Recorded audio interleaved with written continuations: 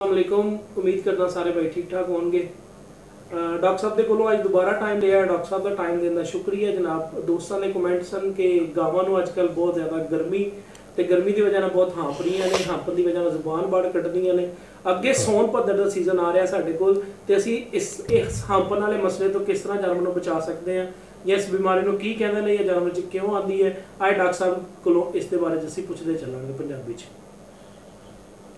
जी doctor साहब अस्सलाम वालेकुम। वालेकुम अस्सलाम जी। हाँ जी, कोशिश करते हैं अज पंजाबी च अपने दोस्तों ये बारे आगाही दिने हैं। सब तो पहले तो मैं कहांगा कि जड़ियाँ गायें अजकल हाँफदियाँ ने या अगे मौसम च हाँफनियाँ ने उन्होंने असी हीट स्ट्रोक कहते हैं। हीट स्ट्रोक नूं असी आम जबान च कहने हैं ता लग जाना, गर्मी लग जाना या ता लग जाना। अच्छा, ये नंबर एक तो सारे भाई ये सोच रहे हैं कि ता लग जाना कोई बीमारी नहीं है, एक कंडीशन है। कंडीशन मतलब मतलब जानवर की कैफियत है, ठीक है। इनू असी कंडीशन कहते हैं, मतलब इनू असी डिजीज़ नहीं कहते, बीमारी नहीं कहते, ये बीमारी नहीं है। अच्छा, कंडीशन है, कैफियत है, ये असी इनू ठीक किस तरह करना। सब तो पहले तो जिहड़ी चीज़ है हीट स्ट्रोक या ता लगना है, ये क्यों लगता। ये इस तो लगता है कि जानवर ज़्यादा देर 8 घंटे 10 घंटे या एक दिन या 2 दिन लगातार इन्नी गर्मी बर्दाश्त करे कि वो गर्मी बर्दाश्त कर करके वह जिहड़ा थर्मो रेगूलेटर सिस्टम आ जिहड़ा साडे जिसम का बुखार नूं नॉर्मल रखता वो फेल हो जाता, ठीक है। इनू मैं तुहानूं एक बहुत सादी मिसाल देना। एक फ्रिज या AC है, वो चल चल के वह कंप्रैसर गर्म हो जाए, हीट हो जाए, उस तो बाद वह जिहड़ा सिस्टम है रेगूलेटर है वो खराब हो जाता। जिस तरह पखा चलाने हैं उन्होंने फिर अस डिमर खराब हो जाए तो हल्का करो तेज़ करो उन्होंने कोई फर्क नहीं पैंदा, वो फिर फुल स्पीड पर हो जाता। इस तरह बुखार 106 तो 8 चल जाता है गर्मी का, तो असी उन्होंने हीट स्ट्रोक का नाम देने हैं, ठीक है। मैं अपने दोस्तों को समझाने वास्ते गल्लां कर रहा। अच्छा, ये क्यों होया, रेगूलेटर फेल हो गया जिन्हें बुखार नूं कंट्रोल करना सी, फेल क्यों होया। फेल इस तो होया कि एक उहदी लिमिट होंदी है कि उन्होंने बर्दाश्त करन दी, वो जदों लिमिट खत्म हो गई उस तो बाद उन्हें काम करना छड्डता, जानवर का टैंपरेचर शूट कर गया, वो कंट्रोल चों बाहर हो गया। डॉक्टर भरा या तुसीं इहनूं होर दवाइयां लगांदे हो, हालांकि दवाइयां का केस नहीं है, बहुत घੱਟ दवाई इस्तेमाल करनी चाहिए।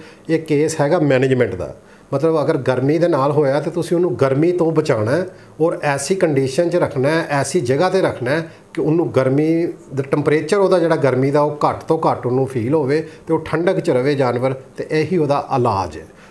ज़ाहिर है ये 90% मुमकिन नहीं है, हर बंदा नहीं कर सकता। मतलब हुण AC तो तुसीं नहीं लगवा सकते, कोई प्लांट नहीं लगवा सकते जानवर वास्ते, लिहाजा तुहानूं 2-3 चीज़ों पर अमल करना पेगा।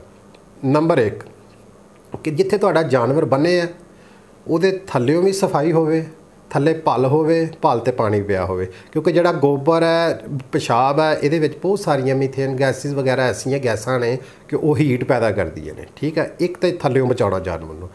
दूसरे नंबर ते जानवर की छत जिहड़ी है ना, साडे लोग करोड़ां रुपया ला के बना लेंदे ने शैड, लेकिन उसकी छत रखते हैं 14 फुट ते 12 फुट ते, ये बिल्कुल गलत है।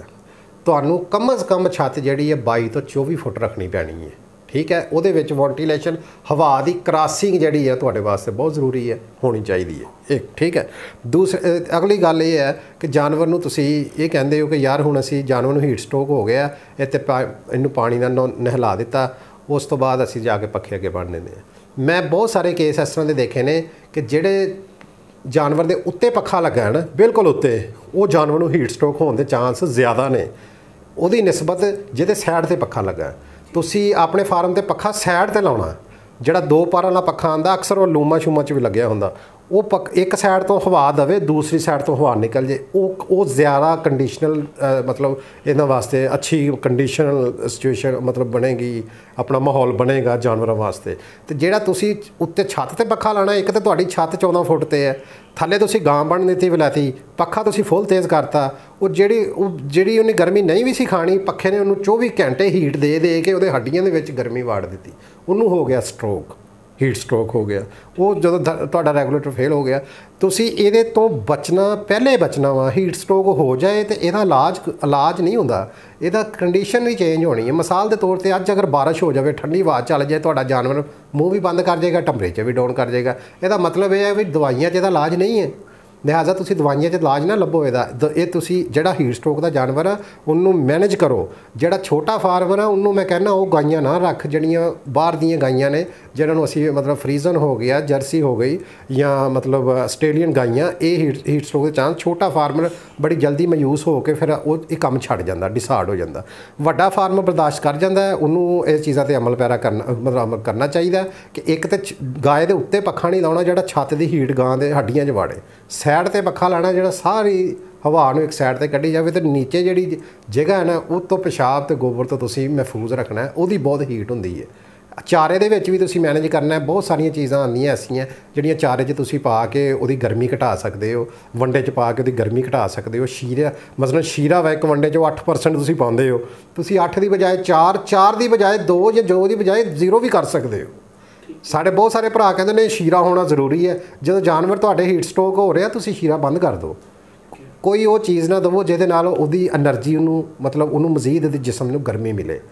ਠੀਕ ਹੈ, ਇਹ ਚੀਜ਼ਾਂ 'ਤੇ ਤੁਸੀਂ ਮਤਲਬ ਕੋਸ਼ਿਸ਼ ਕਰੋ।